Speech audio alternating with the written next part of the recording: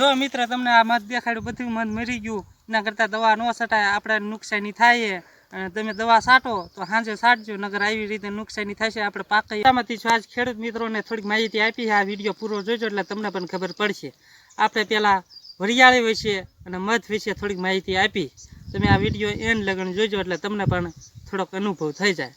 આપણે પહેલાં આ વરિયાળી દેખાડી દઈએ આ વરિયાળી અને તમને અમે મધ દેખાડી દઈએ મધમાં થાય હાલો મિત્રો મધ થાય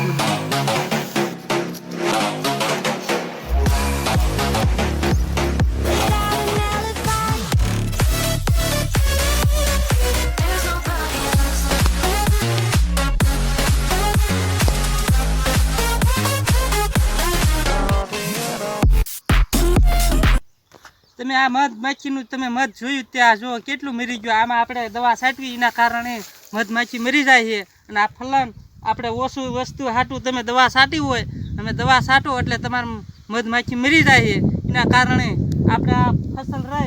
કે આવી વસ્તુ ન થાય બધું મધ મરી જાય તો આપણે સારો પાક કરવો હોય તો પાક ન થાય એના કરતાં તમારે દવા છાંટવી હોય તો સાંજે છટાય કેમ કે સાંજે મધની મધપુડામાં સાંજે વહી આવે એના કારણે સાંજે મરે નહીં એટલે દવા છાંટવી હોય તો સાંજે છટાય એના કારણે મધ મરે નહીં એટલે આપણે પાક વધારે થાય એના કારણે આ તમે જુઓ આ ફૂલડાઈ રહ્યા આથી આ શેપ લાગે એટલે આ પાક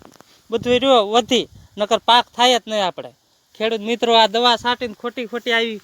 મધમાખીનું મારે છે એના કરતાં દવા ન છટાય એના કરતાં મધની માખી હોય તો વધારે પાક થાય આપણે એના કારણે મધની માખી મરી જાય તો આપણને કાંઈ વસ્તુ થાય નહીં એના કારણે અમે તમને બીજું હતું મધ દેખાડ્યું તમે જોઈજો એમાં પણ મધ દવા છાંટી છે અને મધ મરી ગયા છે એના કારણે તમને એક બીજું મધ પણ દેખાડ્યું હાલો મિત્રો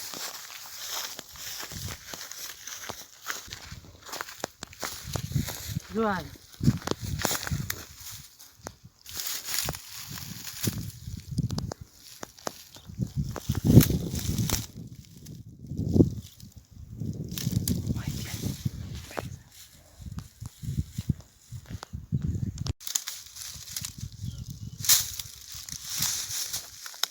જો મિત્ર તમને આ મધ દેખાડ્યું બધું મધ મરી ગયું એના કરતાં દવા ન છટાય આપણે નુકસાની થાય અને તમે દવા છાંટો તો સાંજે છાંટજો નગર આવી રીતે નુકસાની થશે આપણે પાક એવો થશે નહીં એના કરતાં આપણે છાંટ્યું હોય તો 7 થી 8 વાગ્યા સુધી છટાય એટલે મધ હોય નહીં એના કારણે મળે પાક પણ શુદ્ધ થાય અને તમને આ વિડીયો ગમ્યો હોય તો કોમેન્ટમાં લખજો એટલે તમને આવા નવા જોવા મળશે